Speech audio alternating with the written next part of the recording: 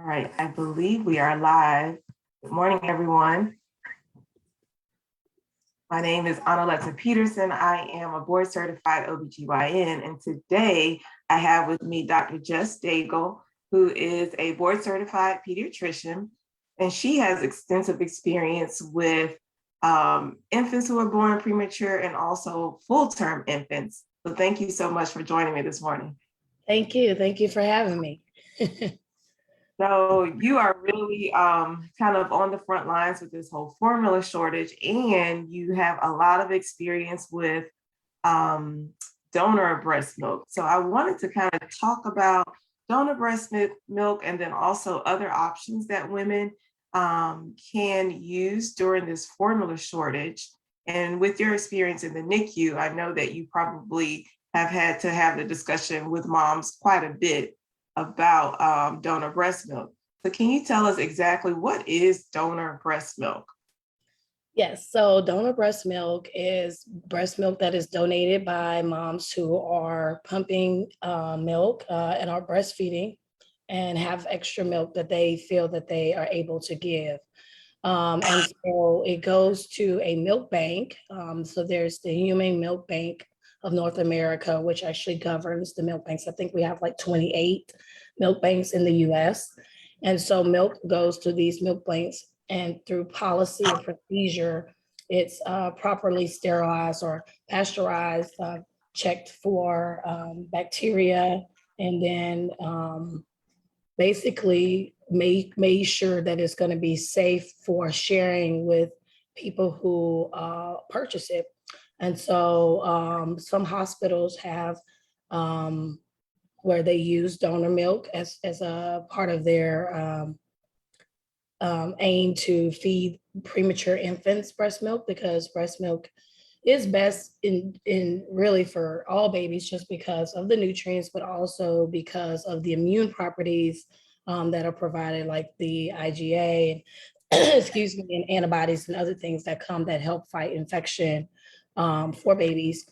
And so it's just like overall healthier for that reason. So we actually advise families to breastfeed for that reason. And then especially when you have a preterm infant, is even more so dire, because their whole system is already immature and at risk for infections, especially their gut, just like their stomach and abdomen, intestines and things. And so with family decides, hey, I have extra milk, I want to donate, it goes to these banks and they do a pasteurizing process, which involves heating it enough to kill bacteria while also trying to maintain the nutrients as well. So that way it'll still be beneficial to families. Right.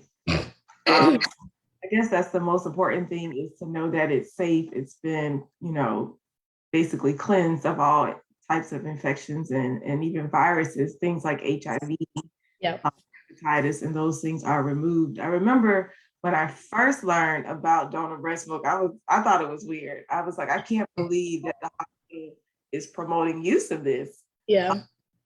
But you guys in the NICU, it's used all the time. Is that correct? Yes, used in many NICUs. It's not every NICU that does it, and that more so probably has to do with hospital policies and other factors, but it's encouraged if it's able to be used. And then you have to have consent from families, because nothing is 100% right. Like we see here with what happened with Abbott, like supposed to be processes to stop things from getting contaminated. So with the donor milk process, excuse me, the people who are handling it they have a special, they have to hand wash a certain way, they have to wear gloves, the milk. And actually it's not necessarily like, say, if I donate milk, it doesn't mean that my milk stays batched together.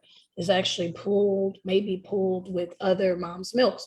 And so to make sure it's equally distributed, nutrients and all of those things as well.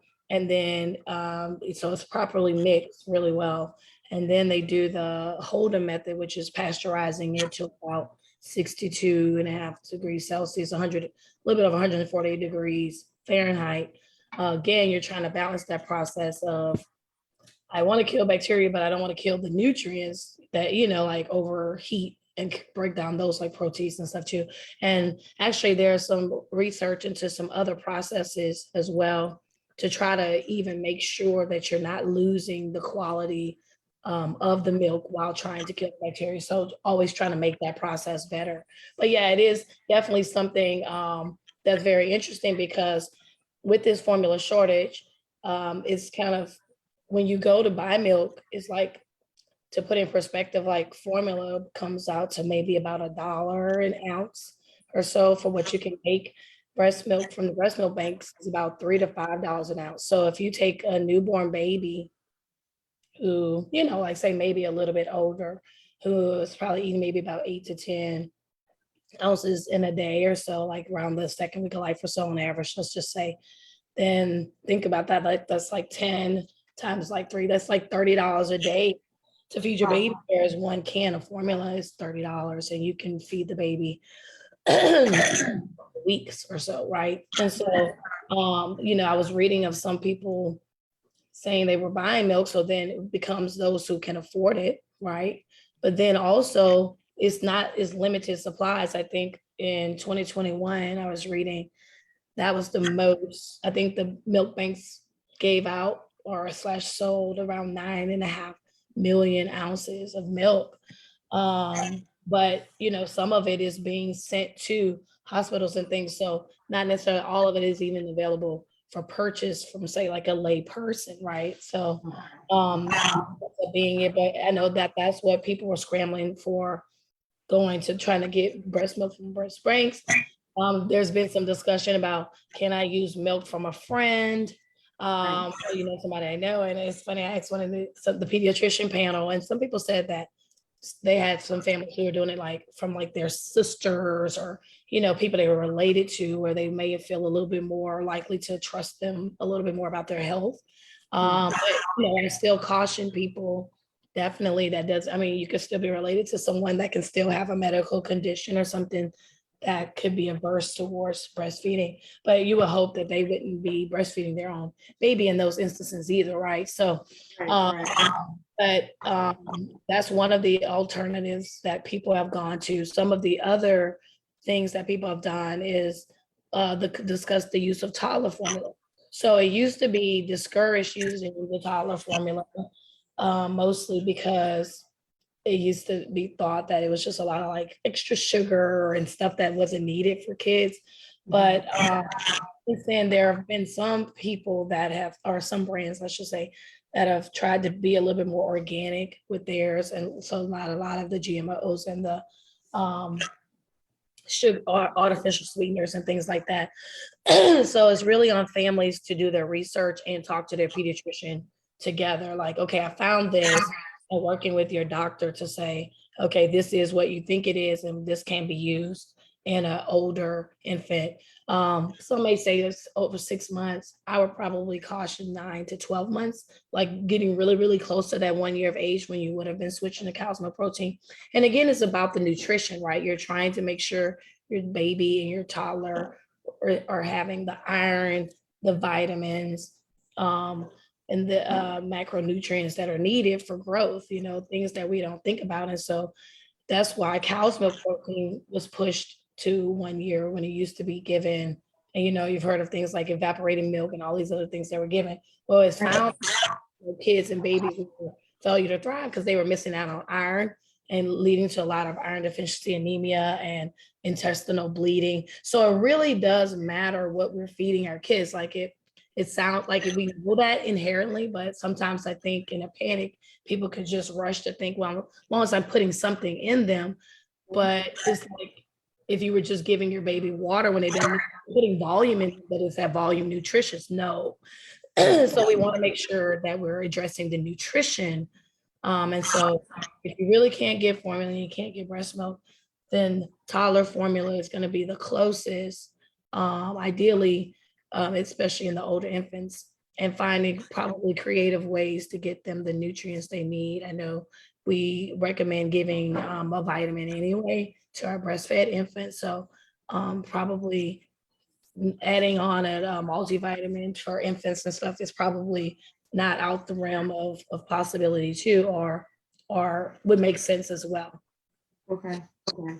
Yeah, so that was a lot. I wanted to just clarify a few of the things you said. So for you're suggesting that first, talk to your pediatrician. If you find maybe a toddler formula, review that formula with your pediatrician for your baby. Mhm. You're suggesting that if you're using or considering toddler formula, the baby should be over 9 months of age. I would. I mean, I know some people have said like yesterday, Dr. Altman was like saying, 6 months, you could probably squeeze it over 6 months. If you're really in that dire of a need. Again, it comes down to what the nutrients and stuff. And then by that age, you're starting to introduce some solids.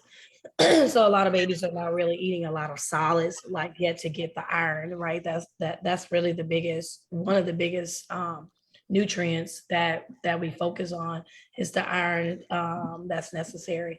But yeah, like that's why I say talk to your pediatrician, because even amongst pediatricians, there have been a little bit of variation in terms of comfort, right, and in their recommendations, because it's that battle between like, okay, what we've always done, but okay, now we're in a different position. So can we be a little bit more flexible, right? Like, so because now we're in a different, we're kind of being pushed to our limits. So even though we might not traditionally suggest this, is better than this option. So that's why I say your pediatrician, because legally and liably, right? Like for liability, that would be the person who would be still following your child's nutrition during this transition while we're trying to get back on track with getting the formula on the shelves and things like that. Right. Okay. So, and you keep mentioning nutrition, and we really need to focus on nutrition. I know I've seen on Facebook that some people are posting or maybe using evaporated milk or other homemade formulas to supplement or to make ends meet. So you're saying absolutely not. I would not recommend it. If it's something that because again, where are you getting these formulas from? I know back when we used to do things like that, but we obviously changed from that for a reason. If that was something that was still what we needed to do, we wouldn't have changed. And so formula is a process of is intentional, is scientific what's in there. Like if you look at the back of the label and you look at all of the things back there, how could you be sure that you've got the right amount of zinc and vitamin A and right? Like, and then like Dr. Almond brought up yesterday, which I hadn't thought of it that way. Like each scoop of formula has the percentage of what you need. Like when you're making it, each bottle has the same nutrition that you need, right? So if you're at home making your own thing, you can't really guarantee that you're really giving your baby the nutrition they need, right? And so then it becomes, I'm giving them volume, like, okay, I fed them something, but is it what they needed? And so like she was saying, they've seen kids getting, and I've had a few of the other pediatricians say they've had some family members getting sick from things like adding more water. So trying to stretch out the formula is not recommended. So the ratio of the powder scoop to the amount of water is scientific. It's not just like a made up number of, oh, that scoop to that 2 ounces of water. It matters. It matters that you put the water in first, then add your scoop level off. Like that's why it's such a strategic. That's why there are directions, right? Directions do matter. In this case, especially, I know with a lot of things we take off and do things our own way or adapt. But this is one of those things where I caution people about doing that, because it can lead to electrolyte abnormalities. Like I used to see it in the hospital, but babies will be failure to thrive, not gaining weight, losing weight, getting sick, having seizures, things like that. We were admitting babies in the hospital to find out when families were inappropriately mixing formula. So it does matter. I'm not like being paid by a formula company to tell you this is the best thing to do, so that it's no kickbacks for me. I really am concerned about the health of our children and making sure that parents are not sending their own kids into the hospital unknowingly, in a panic because of this crisis. So there are communities of people And one of my colleagues, I'm going to post it on my page, she created with some other people in her community, formula exchange. So like a way, if you need formula, you can go there and click and see if there's a way that they can get formula to you. They've called it the Cleveland Formula Exchange Program or something. So I'm going to actually post that up on my page to help families, but it's really a community problem. And the government, I know they had formula brought over from Germany, opening doors to foreign, like Canada, New Zealand, Australia, I think, have been vetted as far as having similar processes with formula like we do.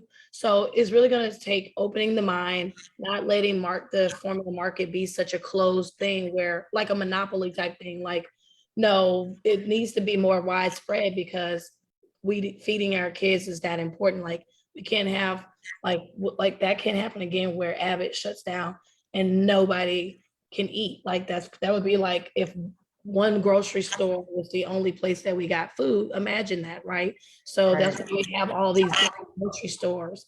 And so it needs to be the same way with formula. Every company needs to be able to get whatever they have out there and let families have the opportunity to choose what they purchase. Right, right. Wow, okay. So that's really good to know. And so are there any, other than the community formula exchanges, I think here, even in Baltimore, I've heard about there's some organizations that are doing the exact same thing. So I'll try to post that on my page as well. But what other options do women have? Is it okay to switch to a different brand of formula?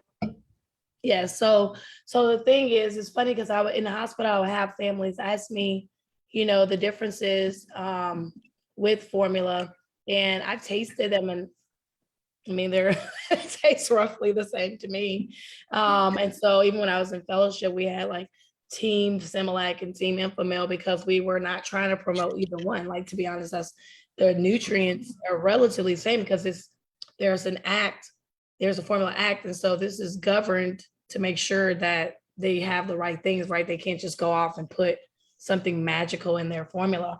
So it's really about reading the label. What is it saying that type of formula is? So there are formulas that are made differently. So if you are on say a Gerber Soothe, an equivalent would be like Enfamil Gentle Leaves or like the Similac Sensitive. So it really, has to do with the amount of lactose, right? So if people are thinking their babies are really gassy or had some intolerance to lactose for some reason, it had a little bit less lactose.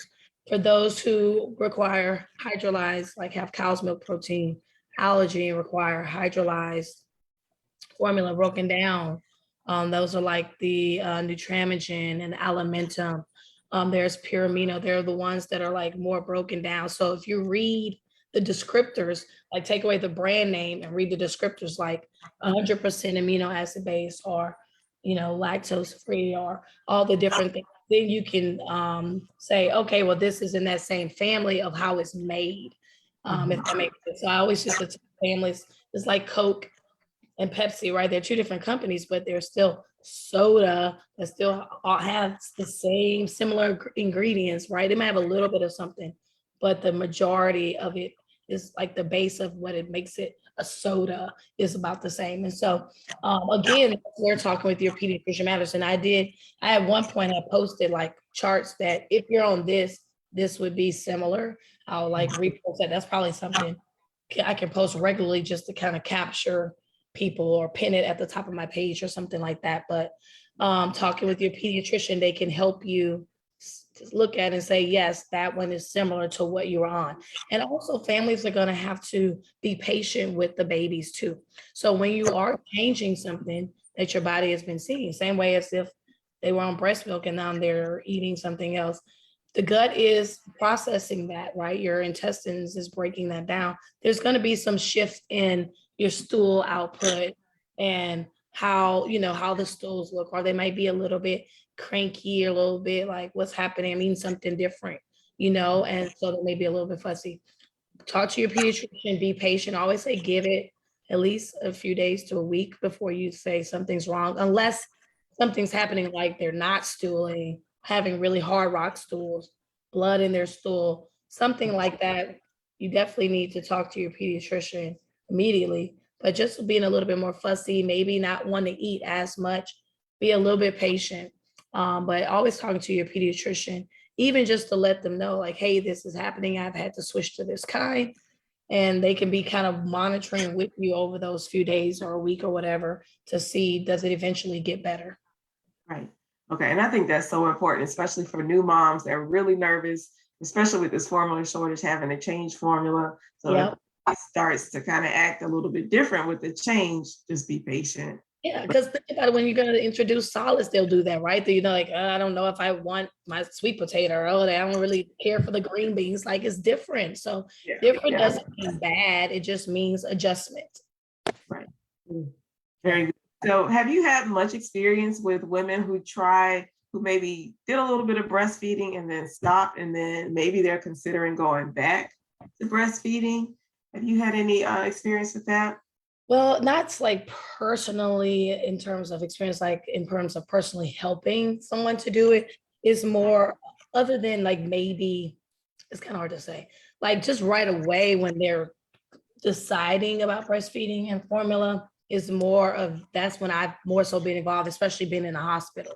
But Right. like there is such a thing as relactation where there have been some women who have asked about it, even outside of this formula shortage, but just on their own, just curious, or maybe they learned a little bit more or decided, hey, maybe I should have, tried a little bit harder, or I wanted to push myself a little bit more to do it.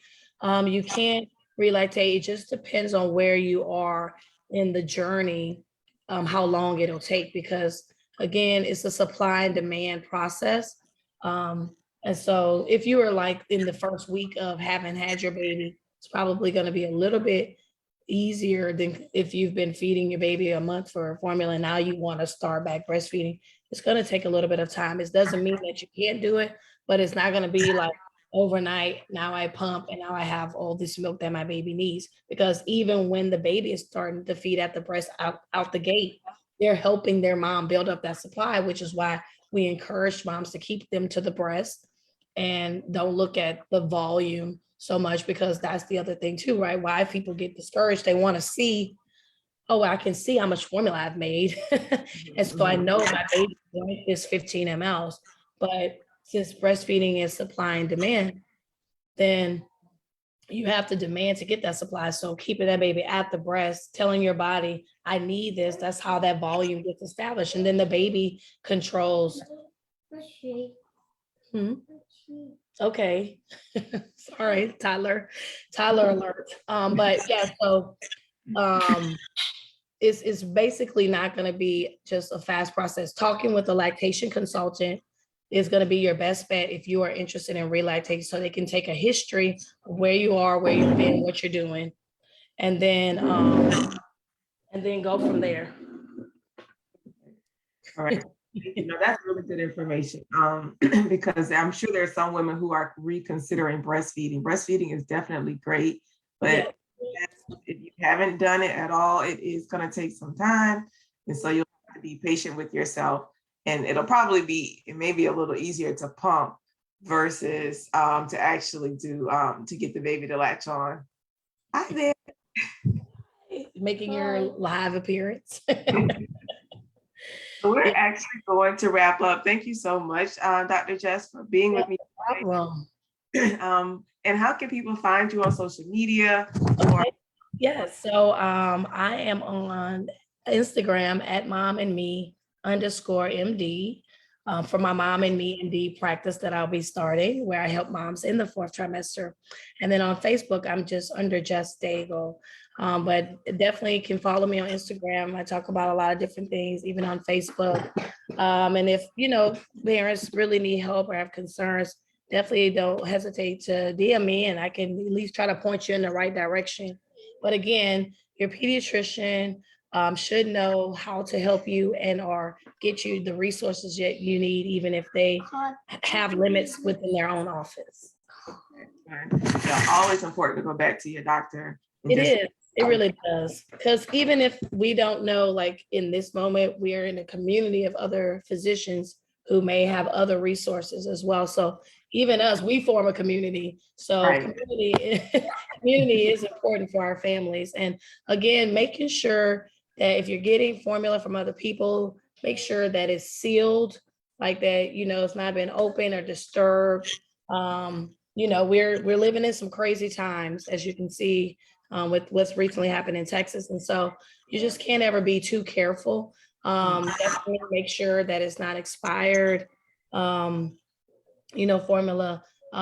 Just be safe. Whatever you're doing, think about it. And if you're not sure, consult with someone else to get a second opinion. Just to make sure that you're not doing more harm than good while we're dealing with this crisis.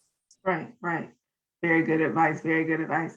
Thank you so much for being with us. Good to talk to you again. I hope you have a great day. Okay, thanks. You too. All right. Bye, everyone. Bye. Bye-bye. Mochi.